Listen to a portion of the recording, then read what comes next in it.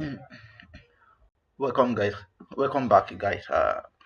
Today I will be showing you a particular AI that you can use to analyze your data set. We have so many AIs that perfectly analyze data sets. So we have the Chat GPT, we have DeepSeek, we have Manos.ai, we have OpenClose, and a host of other AI tools that you can use to analyze your data set, even including your Copilot. But today I will be discussing on how to use the Gemini AI to analyze your data set. This is going to be a very short video. So when you open your Gemini, you come here to the front page here. So you click on this add button, you click on upload files,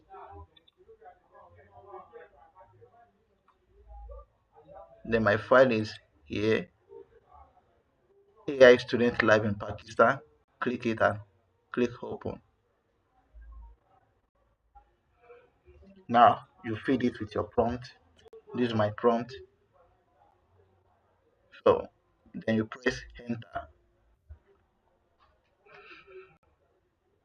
So we allow the AI to read to understand this particular prompt. So instead of spending endless hours on Excel trying to figure out how to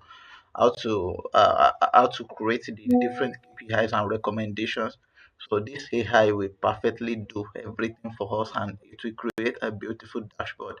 So as you can see here, so it's already creating them, and this is the data set I feed the AI with. This is the particular data set here. So let's go back. So as you can see, it's already creating the chart.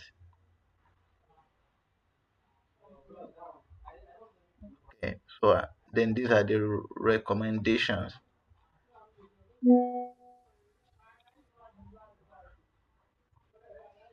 Okay, so I can even give it more prompts like, can you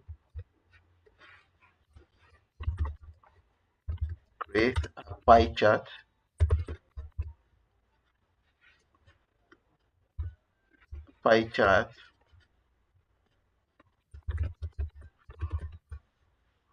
using this data set.